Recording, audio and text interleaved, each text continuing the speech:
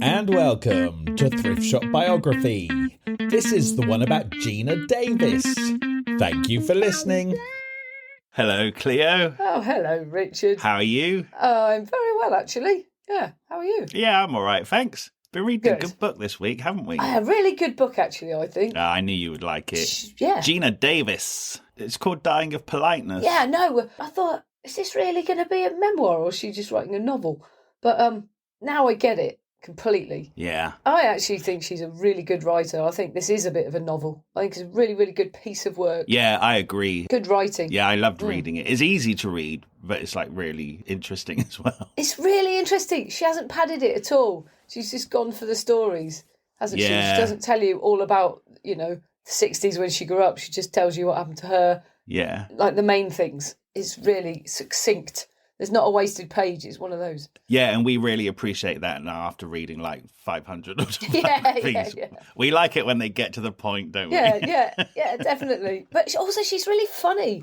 It's really light and witty. It's interesting, actually, because I realise through reading this, again, she's kind of like a Demi Moore. Obviously, Demi Moore's had a comeback this year, but she was massively famous in the 90s, and then she kind of just dropped off the radar. She goes into that in this book, which we'll talk about later. It's so interesting. But I would say that of all these books of actors we've read, Geena Davis is the one whose films I've seen the most. I've seen most of her films that she talks about. Have you? Yeah. Oh, that makes sense because you're more of a quirky, off the beaten track person. Am I? And she does, yes. I'm more mainstream, popular things. And she does more quirky films, so that makes more sense you've seen her. Okay, yeah, I guess she does. You're the man who hasn't seen Mary Poppins. I haven't. And I'm the woman who hasn't seen a lot of these films. I've seen some of them. But if you'd asked me before, what do you know about her? I'd have said Thelma and Louise. And then I'd have got stuck. No joke. I would have got totally stuck. Now I'm like, oh, she did that.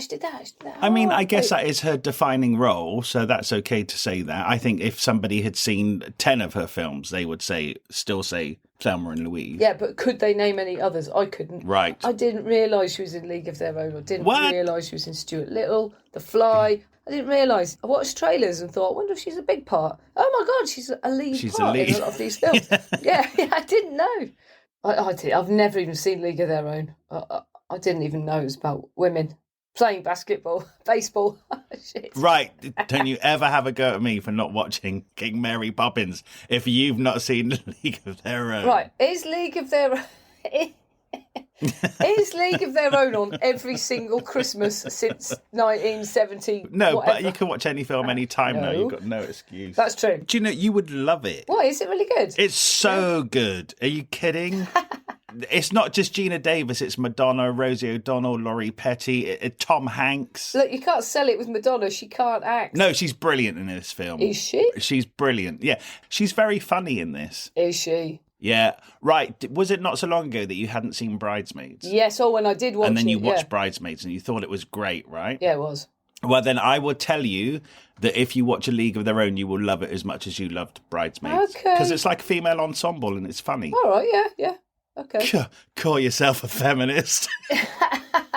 To be honest, though, I think I want to watch every single film that she's described. Yeah. I've watched the trailers of all of them, and they all look absolutely brilliant, even the ones that flopped. Well, trailers are supposed to do that. Yeah, but they do look really good, and they sound good how she describes them. Anyway, we should start instead of waffling on forever. All right, let's do it.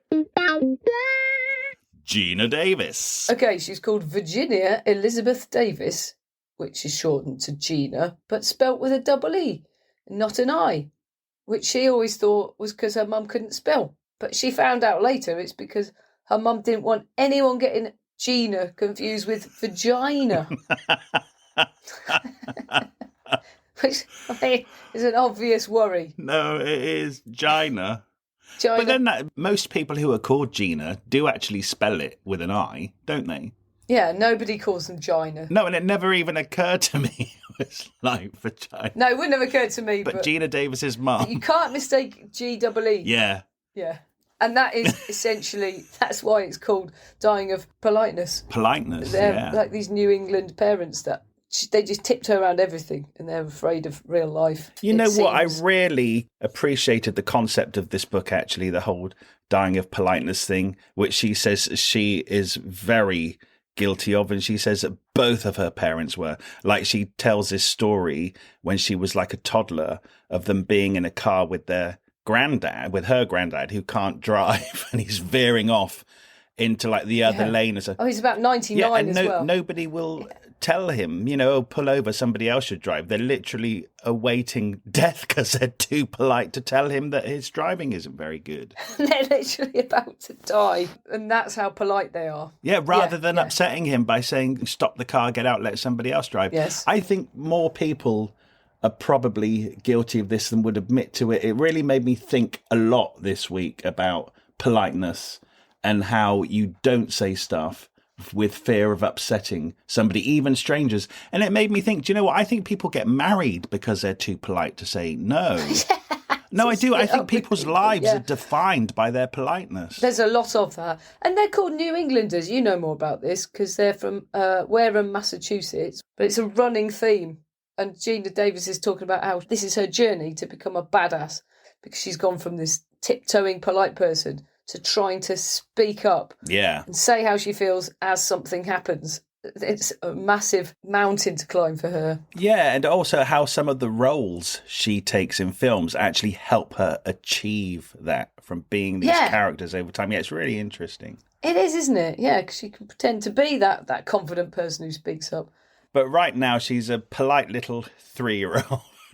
Almost getting killed in the car. Yeah, who says I'm going to be an actor? Yeah, she said, didn't she? She said her mum and dad didn't know where she got it from, but when she was 3 years old, she says, I want to be in the movies. Yeah, and she absolutely meant it. Yeah, and her mum and dad weren't artistic, creative people. I mean, Dad was in a scientific way. What's her dad called? Bill? Yeah, Bill and Lucille. Bill and Lucille. And he was like, she calls him an engineering genius. So he's very practical. He said, if anybody in the neighbourhood wants anything fixed, whether it's the car, the plumbing, the furnace, like the dad will do it.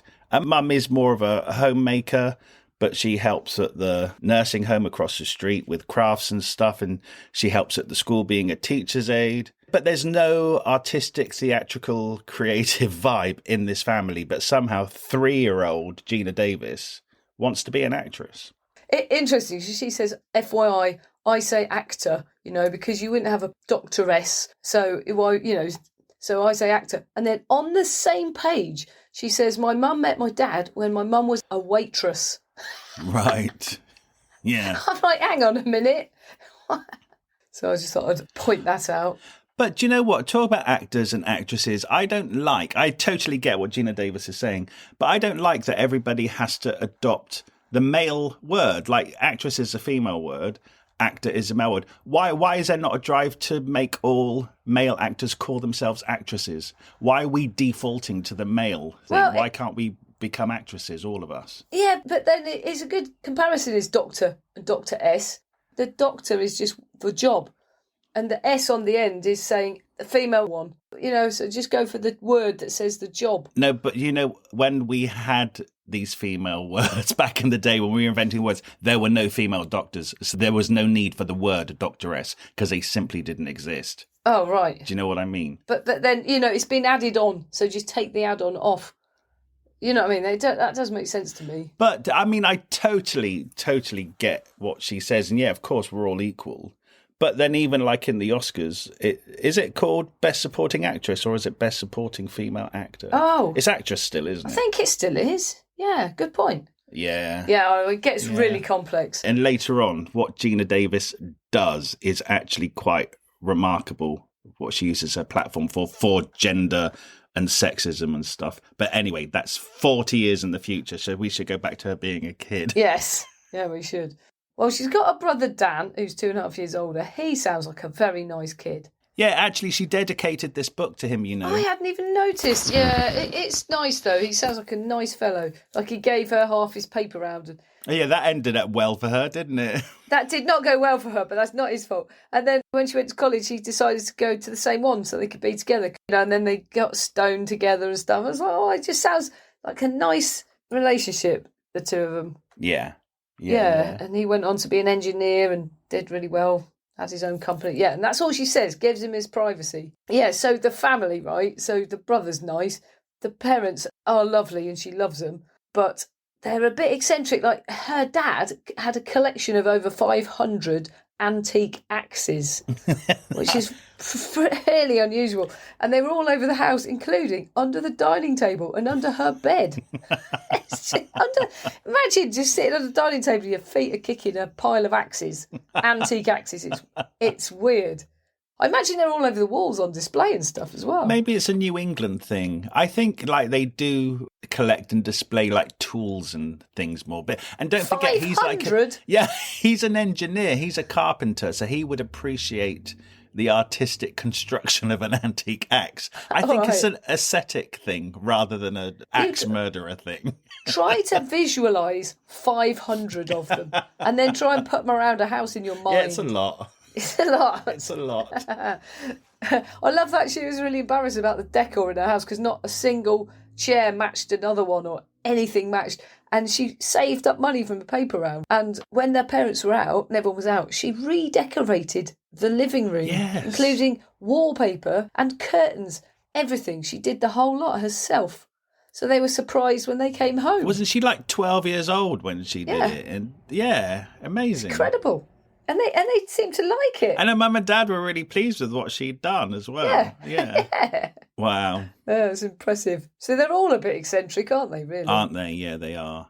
So anyway, she's also very tall. She's very tall, and she does stand out at school, etc., which, of course, leads to all those feelings of being an outsider that are so common in these books. Yes, exactly. So she feels a bit aloof to everyone, and she's shy and polite and it just feels a bit awkward. My dad's 6'5", right, so I know about this.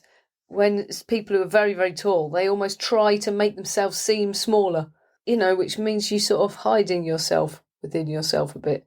So she was 6 foot, which is extremely tall, especially for a girl. Yeah, it is. And that kind of made her shy, but she said the rare occasions where she would have an outburst and be a bit entertaining, people just said to her, "Oh, shut up, get back in your box." Yeah, rein it in. Yeah. Because she's extremely sensitive. All this stuff that people have said to her stays with her whole life. It really affects her.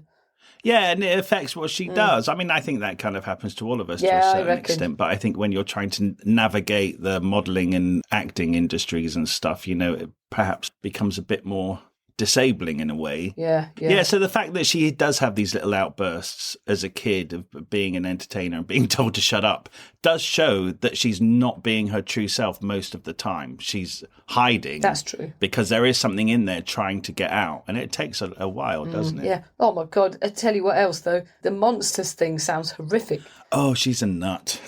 Yeah. Yeah. A lot of kids think there's monsters under the bed. I never did, I'm glad to say. Some kids think there's monsters behind the door. She had them everywhere. Yeah. And she even managed to invent one that could read her mind. Yeah. So she then spent ages trying to say, I'm in the kitchen, when she was actually in bed, so that they wouldn't read her mind and know where she was. Oh, my God. And then the minute she let in the thought, I'm actually in my room, she'd have to run out of her room and be shaking in the corridor. And also, she even had a monster just beyond the horizon that could get her anywhere. Oh, that's the worst one. And she said she was just constantly looking at the horizon to see if the head of this monster was emerging. Yeah. It's like she wasn't safe from her monsters anywhere. Anywhere, not even in the daytime. Poor girl. Exhausting. Also, she said she was a bit like a hypochondriac, like her mum had to take her to be checked for breast cancer at the age of 12 because she was convinced that she had it. And then she watched an episode of Quincy, which was big like in the 60s, 70s. He was a coroner. And on this episode, there was a high school footballer who died, and it said, he had an aneurysm in his brain. It's just like a time bomb. It can happen at any time. She convinced herself she had one in her brain, and she didn't move her head for 2 years. 2 years. She said if someone called over to her, she had to turn her whole body. Oh, my word. Okay, so her head exploded for 2 years. Yeah, she's special, let's say. So this young girl, she's got a real unique mix of like anxiety and just everything. Yeah. I mean, I think some kids can be weird, and I appreciate her actually for really admitting to all of it in this book. It's very honest. Yeah. To not just say, oh, I was a weird kid. She's actually telling us some of her insane imaginations that affected her daily life for years. Years later, like near the end of this book, she finally gets sent to a therapist and they say you've got ADHD. Yeah. So actually, all this makes sense when you know that. It's like what Paris Hilton had. It's all a bit much. You've got such a massive amount of information coming at you. You can't really... Yeah. I mean, somebody said it should be called attention excessive disorder or something like that. You've got too much attention. You've got so much you need to do all the time. You can never calm down. Causes massive anxiety. You're not the same as everyone else. But nobody knew that then. Yeah, right. And also, her brother was really bullied at school because he had dyslexia, but nobody diagnosed that then either. No wonder they were so bonded. They're both having trouble. And do you know what? I just know that if I was at their school, they would have been my best friends because I love people like this. I know, me too. Oh. Let's just mention briefly, because it's important to her story, but when she had that paper round that her brother shared with her, she used to deliver to an old guy called Mr. Teller, and it started off like saying, oh, why don't you come in for a minute? Why don't you have a cookie? And it kind of escalated to the point where she was sat on his lap and he was rubbing up her private parts and stuff. And of course, she doesn't quite know what's going on. And then one day she tells her mum, oh, Mr. Teller gave me a cookie and he did this thing to me. She said her mum just disappeared immediately and then come back and said to her, okay, you don't go in his house anymore. Just leave the paper on the doorstep or whatever. And Geena Davis says she didn't have it in her vocabulary, like the word molested. She didn't know what had happened, but she just knew that it was wrong from her mum's reaction. And it was something that she should have been ashamed of. And she said, like all New Englanders. And I guess this dying of politeness theme, it was never spoken about again. No. And it left her feeling ashamed that she'd done something wrong. That's the sad part, because she hasn't done anything wrong. But if you don't tell someone that, they're just going to think it was them. Yeah. That's sad. See, you put it all in the book to make sure it doesn't happen again. That's why you have to write it all down. Yeah, and then with everything else that's going on inside this head, this is just one part of it, you know. There's a lot going on with this young girl, isn't there? Yeah, loads. And so, yeah, her brother, you know, we were saying he got bullied. He then changed to a different school and he had a totally fresh start and everything was great. So she thought, that's what I need. I just need a fresh start so that I can be seen as someone else, because she got in a real rut of being seen as the weirdo. So she applied for the foreign exchange programme and she was the only one from her school who did, it turned out. And she got sent to Sweden for a year. Yeah. Which is a massive difference from America. I know, right? Yeah, it's huge. Yeah, I mean, they speak a whole different language. It's not even an easy language. Massively different language. Not easy. What was she, 16? 17. Wow. 17, yeah. This reminded me a bit of Rebel Wilson. Do you remember she, just at the age of like 16, 17, went to South Africa for a year? Yes. Changed that, life-changing. Yeah, it's amazing to make that decision, to go away from everything you know for a year in a completely different country where they don't even speak the same language as you. No. Although there's like the minute she got there, she was going, this is a massive mistake, haven't thought this through at all. Yeah, of course. You know, I mean, it was like 2 hours on a train outside Stockholm. You know, you really have gone really out to the middle of nowhere. I wouldn't like to do that now, let alone as a 16-year-old. Oh, really? I would.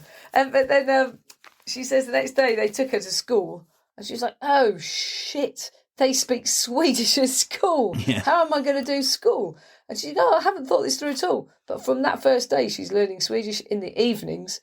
And within a month, she can understand and speak it. Yeah. And not long after that, she's fluent. I mean, it's just brilliant. And as soon as she can understand everything, she starts to calm down. And she's in the in crowd and she's she's American, she's a novelty. Yes, that's it, isn't it? Yeah. Yeah, they think she's cool. They like the clothes that she's wearing. It's absolutely brilliant. You know, she got a boyfriend, a beautiful blonde Swedish boyfriend. She says something like, oh, bless you readers, if you think I had a lot of boyfriends when I was at high school. But I didn't.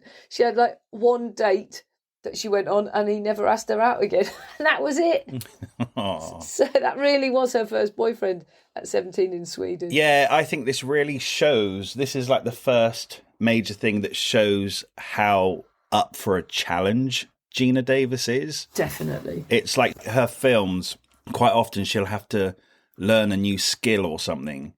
And she's like, right, we're going to do this, and I'm going to be the best person there is at doing it. And I think this Sweden thing, first of all, the decision to go there at that age is, 4,000 miles away from home. Yeah. I find that incredible, but I think that shows that was always in her personality. It's just like, okay, challenge me, and I will do it to the best of my abilities, and I will succeed. And she does that at various times in her career as well. You're right. And also, she's a remarkable woman. She really is. She actually is. I've definitely learned that. But for example, when she's at the height of her fame, she's choosing roles, and she doesn't want to play someone's girlfriend. She wants to play the swashbuckling pirate or the assassin. So her whole career is her personality by choice. Mm-hmm. Yeah, because she was like, I want to be more assertive, so I'm going to play that role. I would like to kick some ass with guns, so I would choose that role. Yeah. So she comes back from Sweden. When she comes back from Sweden, she's too late to apply to university, so she had to go to more of a local college for a year. That's the one she went to with her brother. But after that, she applied to Boston University and did 3 years in an acting course, although she didn't quite graduate, because she couldn't wait to get to New York. She went to New York with a load of her acting pals. Yeah. But she'd decided that her way into acting was to become a model first. Yeah. That's kind of... Well, she says that Christy Brinkley had gotten into movies that way, and I don't ever really recall Christy Brinkley being an actor. Yeah, but how come we've heard other than in the Uptown Girl video? Oh, yeah. Yeah, I mean, I know Christy Brinkley is a really successful model. It definitely happened to a few of them. Jerry Hall. Oh, I guess Jerry Hall had been in Batman and stuff, hadn't she? Yeah. Well, I tell you what, it worked, so great. Yeah, so she ends up in New York City in Lady Fatima's townhouse for young ladies. Yeah, sounds amazing. Yeah, I love that there's these houses. I didn't know, like, Bananarama went to London and it started off in the Young Women's Hostel Association. Yeah, building. exactly. And yeah. Geena Davis is in Lady Fatima's townhouse for young ladies, which I kind of imagine is a big house run by a fierce old lady who kind of chaperones them and doesn't let boys in, that type of thing. Yeah, I imagine so, which is very wise in those days. Yeah, oh my God, this is 1978. Yeah, that's right. The very first day she goes out to New York to look for a modelling job, this bloke approaches her and says, are you a model? No, but I want to be, blah, blah, blah. Come up to my office. Yeah. These are the photos of all the famous women who've done naked photo shoots, so that's the best way to start. She's like, no, don't think so. Then he's like, come round to this side of the desk and make me happy. Yeah. Yeah, so she needs a girls-only dorm. You need protection. I had a foster cat called Lady Fatima. No. Yeah, I had no idea she used to run a townhouse in New York. That's a brilliant name for a cat. She was fat as well. I guess that's why she was called it. Oh. Oh. She hid under the kitchen cabinet and I got a request read out for her by Lisa Tarbuck on Radio 2. That's bizarre. What, to come out? Yeah. Did she come out? And Lisa Tarbuck was on the radio going, come out, Lady Fatima, come out. Oh, my God. Anyway, no, it didn't work. But, That was random. So Geena Davis's literal first day in New York City, she's already been harassed by a man. Yeah. Posing as a model agent, yeah. But do you know, then because of that, on the way back, she walks past Ann Taylor, which I'm guessing is a big department store. Department store, yeah, Fifth Fifth Avenue and 57th, prime location. And she walks in and basically get a sales assistant job right there and then. So she is making things happen immediately, isn't she? She loves clothes. She loves dressing up, and they got a discount. So she's starting to play the part by looking the part. Mm-hmm. And then, I bet you love this. I love this. They had the windows, really nice department store window dressing things.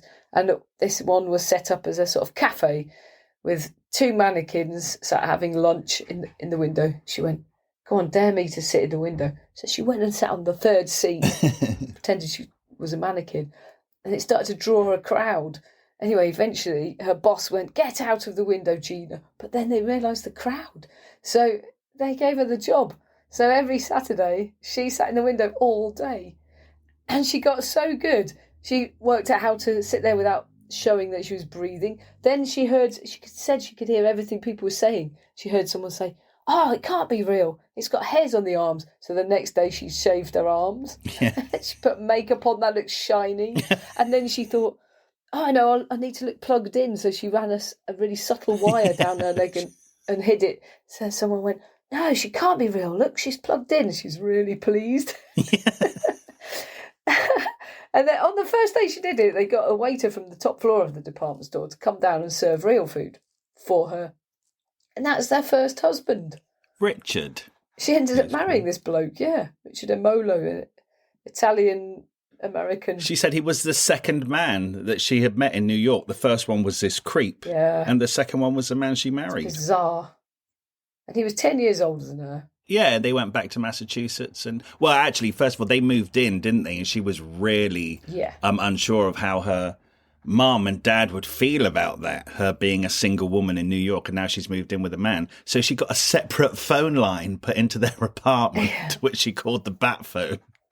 And if it rang, Richard had to be quiet, and Geena had to pretend she was still at Lady Fatima's. Yeah, he sounds like a lot of fun, that Richard, doesn't he? Yeah. Restaurants, drinks, fun. Just good fun. Yeah, and they went back to Wareham in Massachusetts and got married in the church that her mum and dad got married in. Yeah.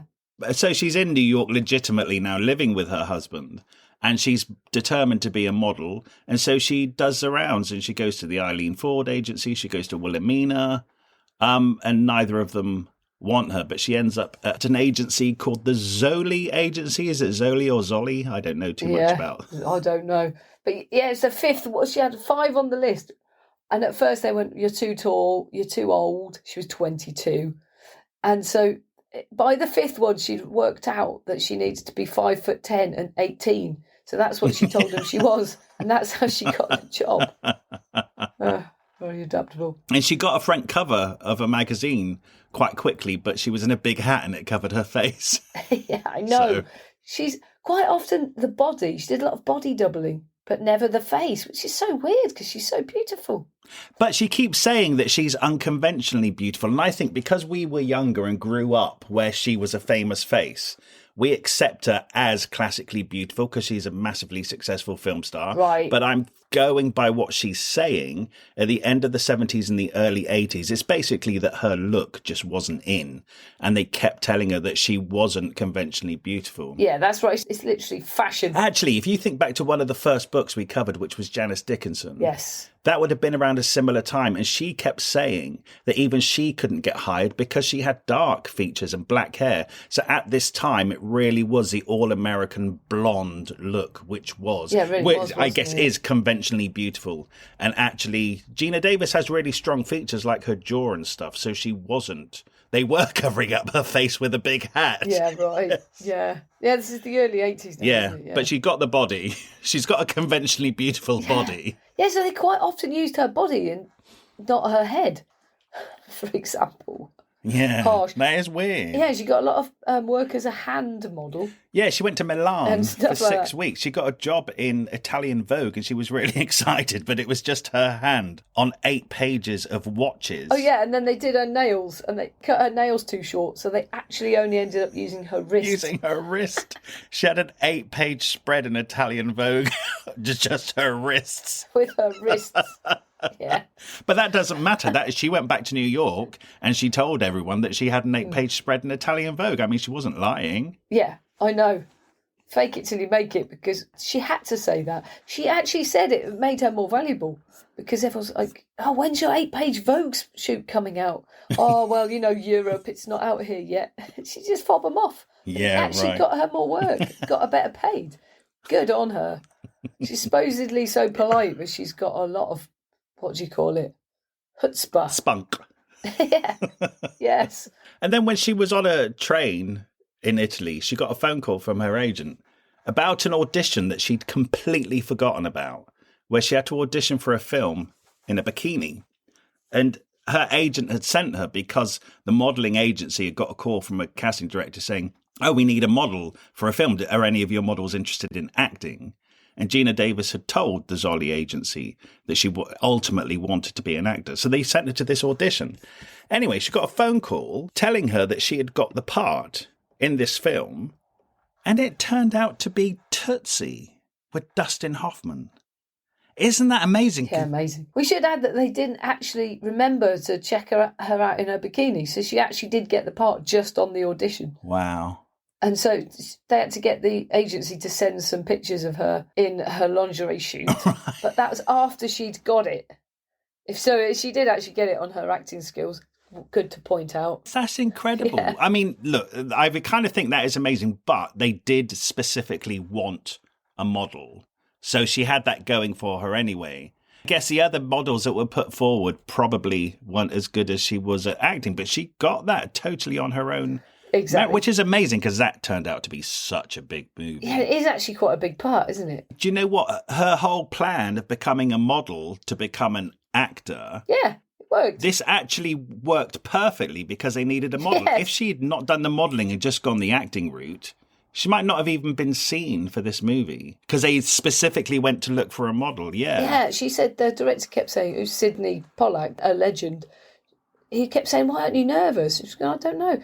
She says, maybe it's because I knew that this was going to happen to me since I was 3. And also maybe because I've spent so long in lingerie and being a model that I'm really comfortable in lingerie. So she, it was her jam. So she wasn't nervous at all, which that's really helpful. Isn't it? And also... Yeah, so it did work. And also she said she's really in at the deep end on this huge film set. She didn't know how to behave. And she said she would literally, when she wasn't shooting, she would grab a chair and sit next to the director and just like soak up everything he was doing. And people were like, you can't sit next to the director. But it didn't occur to her that she wasn't supposed to be doing that. And then Dustin Hoffman, who she speaks so highly of in this book, he sounds like a really great person. He said to her, do you know what? If you're interested, you need to come and watch the dailies because then you can see your performance and that will help you grow as an actor. So on her very first film, she was right there absorbing everything and really learning from the best. I know, it's people. so good because when you watch those dailies, Dustin Hoffman was saying to her, look, what you think you're conveying, it might not necessarily be coming across. So if you watch the bits from today and what you wanted to come across didn't come across, then tomorrow you can make sure it does. You've got another chance. And, it's really good. And also don't sleep with your co-stars and tell them that you'd really want to, but you don't want to break the sexual tension. Like all these really top tips he told her. It's really good. Yeah, really took her under his wing. He really did. I love hearing that he really, he's a huge star at this point. Yeah. And he totally was giving his time and advice to a complete newbie in the industry, which I'm sure a lot of people would have written off as kind of like just a model the or eye something. candy part, exactly. Yeah. Well, her dad, she said right from the start, her dad always got her to do stuff with him and always treated her like that she wasn't a girl. She was just a person that could do anything. So she already had that in her. Like all this sexism that happened to her later in life was a surprise to her because she'd never been treated like that at home. Yeah. That really sets the foundation, I think. So Tootsie ended up being a monster hit. It's said Massive. that only E.T. was bigger in 1982. Well, E.T. is one of the biggest films of all I time. saw that in 1982. What, Tootsie? Yeah. I think I might have done, actually. It was great. Yeah, it was really good. Probably the first drag I ever saw. I had no idea that Geena Davis was in it. Nor did I, no. Because she wasn't Geena Davis to us then. Yeah, of course. So her first role in the movies was in a massive, massive film. Yeah, that's nuts. And she's great in it, yeah. I love it that she says she took her parents to see it at the cinema, and when they came out, her brother said that was great, it was really good. And then her mum and dad didn't say anything. And they walked all the way to the car, they got in the car, they didn't say a word. And because she's so polite, she didn't even ask. And then eventually her mum went, well, what should we have for dinner? That's all she said. Oh my God, it's weird. The not saying what you think is weird. Isn't it? Yeah. Do you know what? It's probably because she was in underwear in the film and that probably goes right against their New England standards, and they would think, oh no, now our friends are going to see that. See our daughter's on the screen in her underwear. Yeah. Sure. Anyway, It's 1982. Yes. Dabney Coleman is in Tootsie, and he goes on to make a sitcom called Buffalo Bill for NBC, and they need the part of an intern. Buffalo Bill is he's a daytime talk show host. And in the script, there's a young woman who works at the station, and Dabney Coleman, who was in Tootsie, puts Geena Davis forward for the role, and they love her. And now her second job ever is in a really big sitcom called Buffalo Bill. 13 episodes. So she's doing all right, isn't she? Yeah, moves to Hollywood at that point. And Richard, the husband, goes with her, but actually he doesn't quite get into the LA life, does he? Because he's like a literal New Yorker. No, it's not for him. So that's the beginning of the end for them, which is a real shame because... For them, yeah. The beginning for her. So they just kind of agree to consciously uncouple. But she says they remain close to this day. Yeah, it's nice. She does seem friends with a few of her exes. Yeah. Which is nice. Because if she thinks she's got this ADHD brain, she probably just literally has to go on to the next thing. All of her attention has to go on to the next thing, and she probably hasn't got a brain space to think of that. Yeah. But that doesn't mean there's no love, I'm guessing. I reckon that has to have something to do with it. Because of the way she loves all the people she splits up with. Yeah, no, absolutely. And also, her mum had really drilled into her to not have kids and not let that stuff slow you down. And she actually listened. So for once, this woman didn't have kids until her career was done at 46 or 48 or something. Yeah. So she didn't try and factor in never seeing her kids this whole time. She just didn't have them till she had time. Genius. Medal. She gets a medal for that. Genius. Genius. Genius. Yeah, yeah, she is a genius. Anyway, she did loads of TV. She went off and got lots of guest spots on other TV shows, loads. like Knight Rider. Yes. She of all the Me Too stories, she goes, "Oh, David Hasselhoff invited me into a trailer." So I was a bit worried until he took out a book of his news clippings from his German career, and that's all he wanted her in there for. Good old Hoff. He fancied himself too much to fancy anyone else. That's it, isn't it? Yeah. She got Fantasy Island, Remington Steele with Pierce Brosnan. Yeah, all the greats. And then she gets Family Ties, which is basically where Michael J. Fox came from, right? Yes. Which was a massive, massive sitcom. Yeah. And she got brought on to be the love interest of Michael J. Fox. And I think there was a joke on the height difference, because obviously she's tall and he's not. Yeah. And so they wanted a tall woman, and they got Geena Davis to play the girlfriend. And she was on 2 episodes, right? But that was enough of an impression for the producers to say they wanted to make her own sitcom. Yeah, right. So this show called Sarah, I don't know how you pronounce it. Don't know. Was created with Geena Davis in mind. I mean, this is incredible, really, after 2 episodes of Family Ties.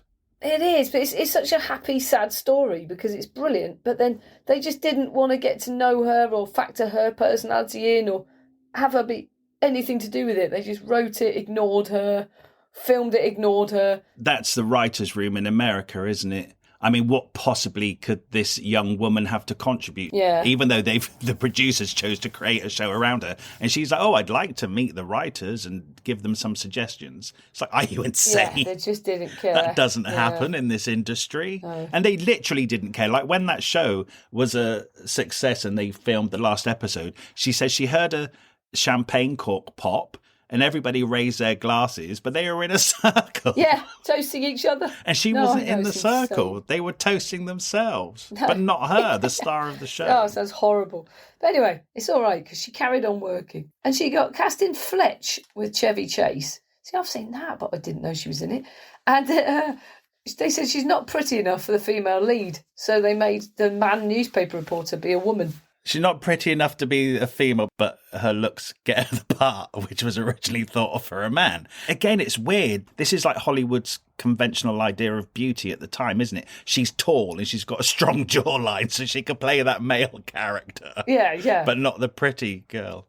But note, of course, they had never thought to make the news reporter female in the first place. You don't get news reporter S's, do you? No. Because, there's only ever a girlfriend and almost no other women. There weren't. Anyway. Do you know what? This is all going into her brain. She's noticing things like all the female roles are girlfriends of.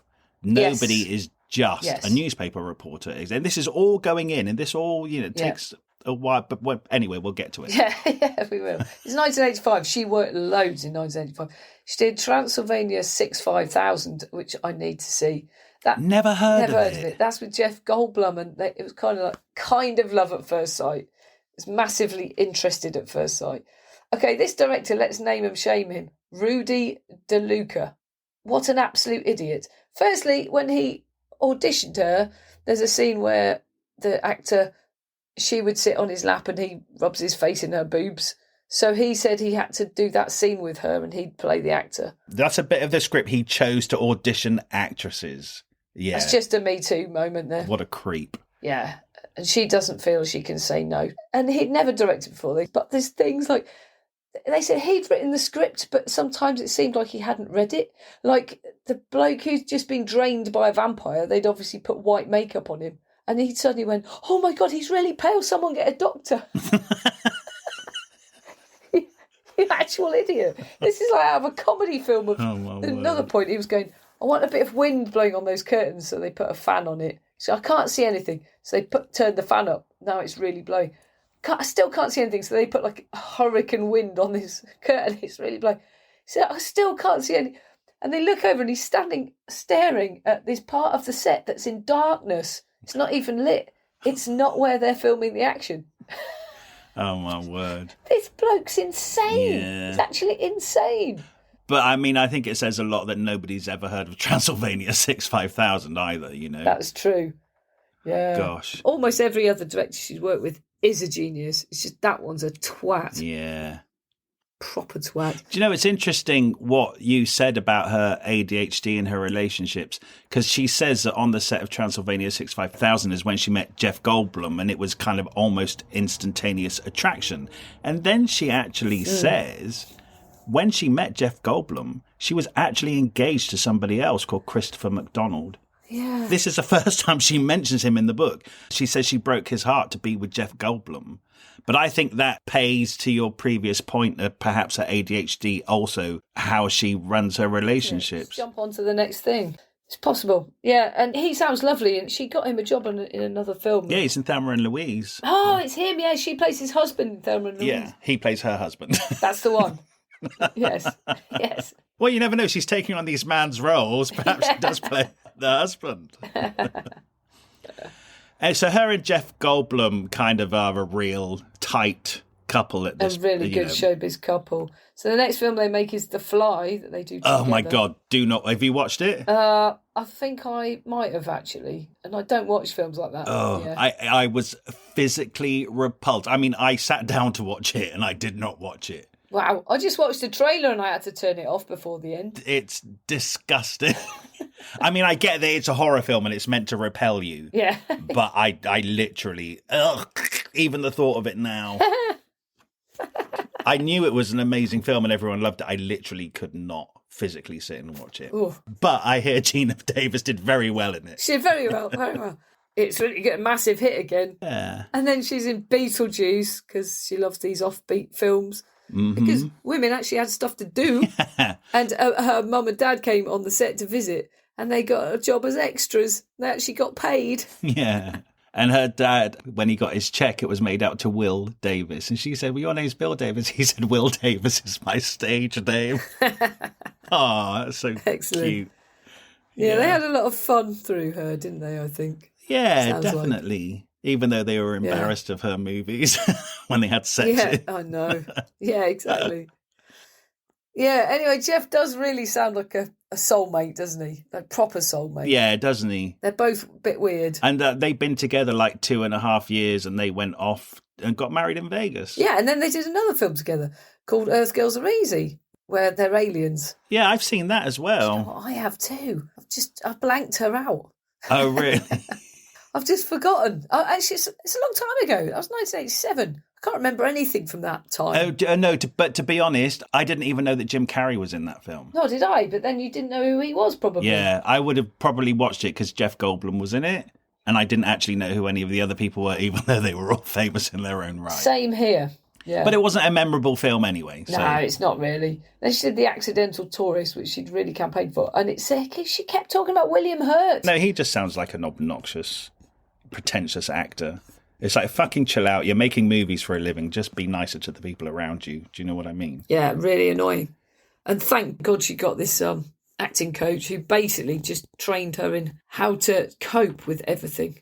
And she did. And she soared. And she got a bloody Oscar for it. So, well done to both of them, I say. But that is amazing. This part, we didn't say that Geena Davis had actually read the book years before The Accidental Tourist. And I think Jeff Goldblum or somebody had said to her, no, it was Dustin Hoffman, said to her, don't read scripts. He goes, read books. Yes. And if you like a book, he says you buy the rights and you keep them. And then eventually you can get that turned into a film and you can play the part. Well, actually, she'd read the book of The Accidental Tourist years ago, loved it, went to buy the rights, but John Malkovich had bought them. Yeah. And she's like, oh, damn, I really want to play this part. Yes. So she lobbied for it, and it turns out through friends and contacts, she knew the director. And so little bits all fell into place.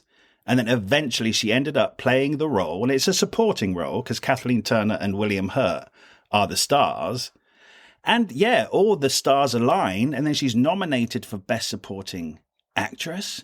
And then she wins the Oscar. Wins. Amazing. Amazing. Hey? Yeah. Yeah.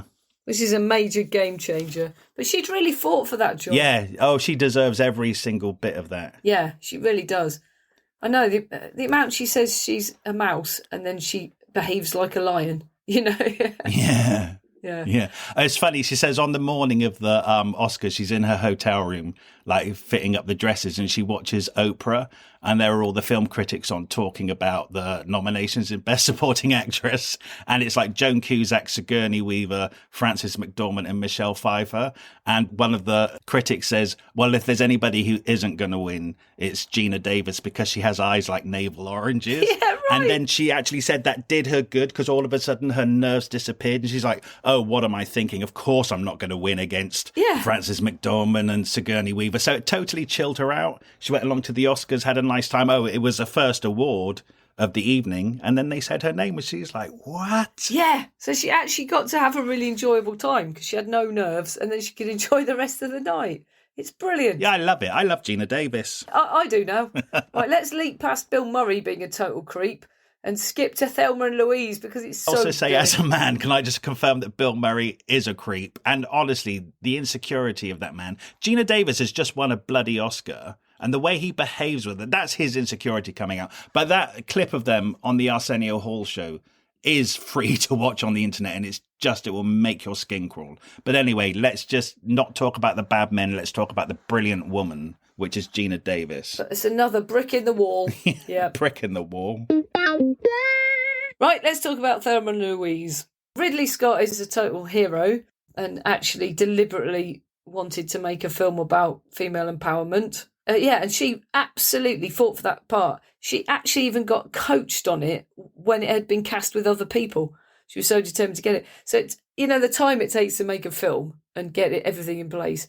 The first couple that were cast was Holly Hunter and Frances McDormand.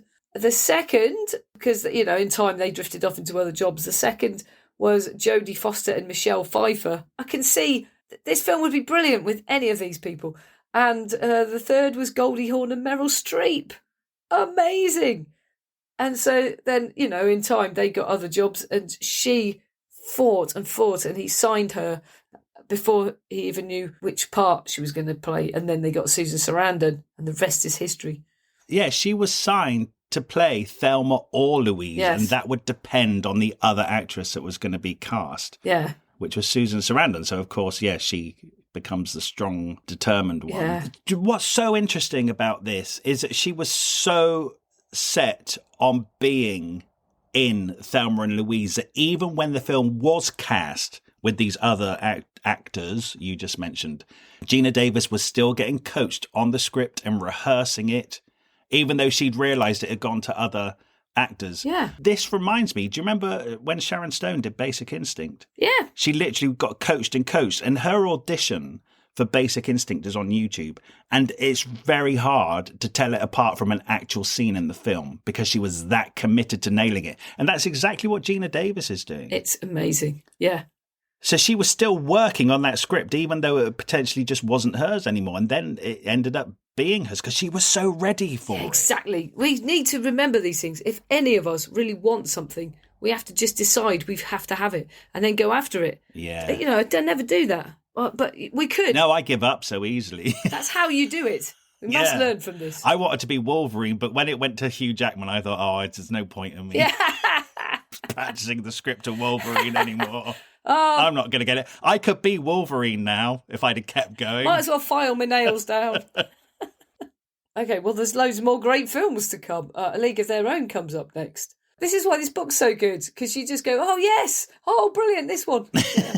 Tom Hanks, the nicest man ever been invented. It's nice to know that's true. You know, it really is. Both of these roles, Thelma and Louise and A League of Their Own, they really... I see this whole book as a journey about female empowerment. It is. And about somebody who's witnessing it early on in her life, not just her career. She's in it. She's in the middle of it. Yeah, and she's starting off playing girlfriends and stuff, and it clicks quite early. Well, I don't think that women should be playing girlfriends and wives. You know, they should be playing people in their own right. And 10 years later, she's absolutely getting lead roles where women are taking on the world on their own terms. Yes. Thelma and Louise has been part of feminist discourse for like the last 30 years now. But A League of Their Own, I think people kind of don't view it in the same way. But ultimately, it's about women succeeding in a male-dominated area. Yeah, and being in control of their destiny. Yeah, and women come up to her now and say, I got into sports because of A League of Their Own. Yeah, even Olympic champions have said that to her. Yeah. It's amazing. I mean, it's a good film. You need to watch it. Conversely, other people have come up and said, I've taken that road trip just like Thelma and Louise. She's like, shit, I really hope you haven't killed anyone. Yeah, gone off the edge of the Grand Canyon. I mean, she's like, what part of the trip did you copy? Oh, my God. It's very interesting, she said, about the double standard. So again, this is why like Thelma and Louise were so important. She says it really got trashed in the news and think pieces about how violent it was. Yes. And she said, well, Lethal Weapon with Mel Gibson and Danny Glover came out the same year. Yes. And she said in Thelma and Louise, there's like 11 gunshots. In Lethal Weapon, there's over 200. Yeah. And there's more people are killed in Lethal Weapon. Yeah, she's got this list of statistics. It's really good. That was not coming under the scrutiny that Thelma and Louise. And she's like, this is a complete double standard. Because it's women. Yeah. And she said, like, interviewers would say, are you a feminist? And she said, yes. And they go, oh, you can't say that. Yeah, of course, this is like the end of the 80s, beginning of the 90s. It's a totally different climate to what we're in now. Feminist was a dirty word. I know, isn't that weird? And she had no bones about it. She was just like, yes, I'm a feminist. Yeah. And lots of people weren't saying that. Good for her. Yeah, I know, it's really good.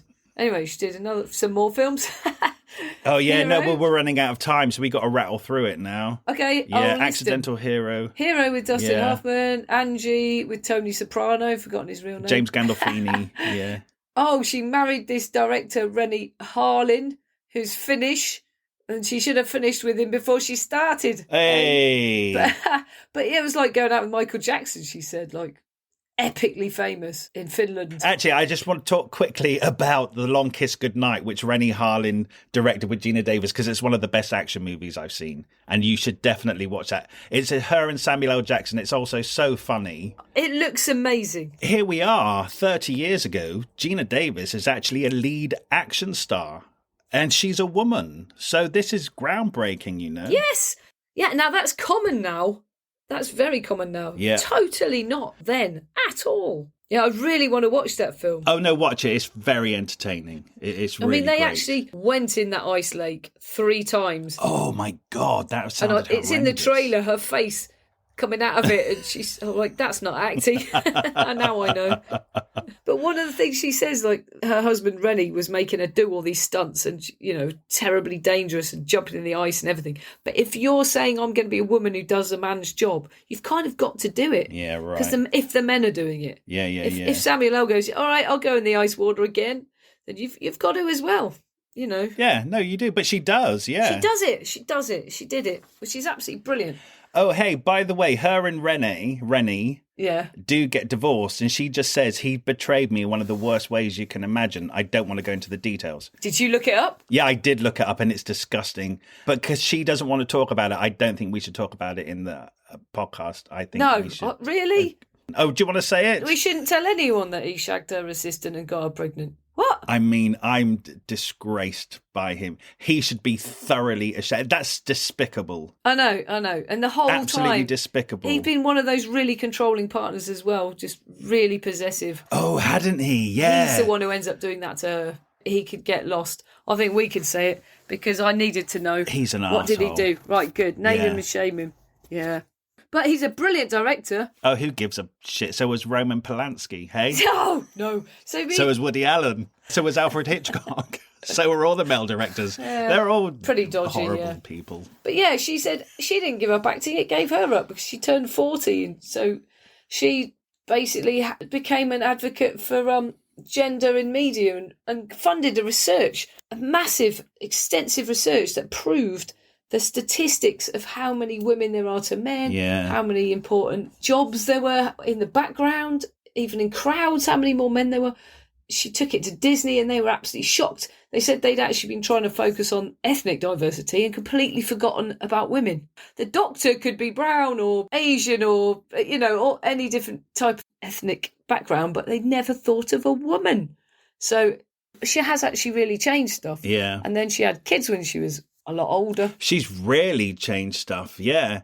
She even said when they were filming Stuart Little that there was a scene where the kids are playing with remote control boats in Central Park and the AD went up and gave all the remote controls to the little boy extras and had the girls standing behind them cheering them on, and Geena Davis was like, no, you need to give some of those remote controls to the girls. And the AD said, oh my God, it didn't even occur to me, thank you so much. So even at the ground level she's making changes which just, give women and young women better representation in the movies. Yes. Yeah, she's really actually put her money where her mouth is and she's made a big difference. And she now has, what's it called? The Geena Davis Institute for Gender in Media. Gender in Media, yeah. It's really good. Do you know, she actually was awarded an Oscar for that. I didn't know they had these humanitarian Oscars. Yeah. And she, in 2019, she got another Oscar for her work on gender in films. Yeah, it's really good. And we don't know this, but if we never read this book,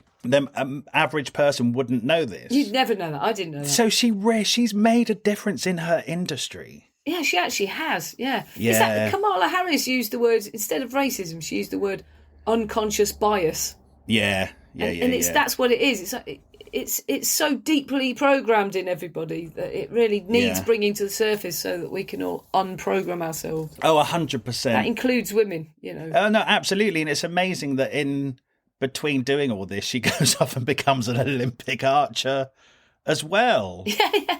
And a pumpkin carver. This is the ADHD, isn't it? It's like she just can't stop. Yeah, and she has kids. And actually, she really does protect her kids in this book, unlike Julie Andrews, who we just read. There's basically a very short there's a very short paragraph which just said, I had 3 kids with my doctor husband and they're very well, thank you very much, and that's all I'm going to say. This is the perfect autobiography for us. We can't complain about her at all. Yeah, I know. Yeah, I really like her. Me too. And I also love, so I find it amazing, even when all this is going on, she also has an online alter ego in the chat section of a jigsaw puzzle website where she just goes on and says really nice things to people. And I just kind of think that's her polite side. She still has this need to be incredibly polite. So she has this she's like the opposite of an online troll. Yes. She has this anonymous account where she goes online and says nice things to strangers. I think that's so cool. Oh, I really love her. Yeah, me too. Thank you so much for listening to this episode of Thrift Shop Biography. We love making this podcast and we're absolutely thrilled that so many of you are already listening. You could really help us out by leaving us a review somewhere, wherever you listen to this podcast. And if you could share us, tell your friends about us, or drop some links on social media. We have a Facebook page called Thrift Shop Biography, so make sure you come over there to hear about the episodes first and what else we're up to. Okay, see you next week. And if you're new here, there are loads more episodes now to go and listen in the back catalogue, so make sure you go and enjoy them. Okay, thank you very much.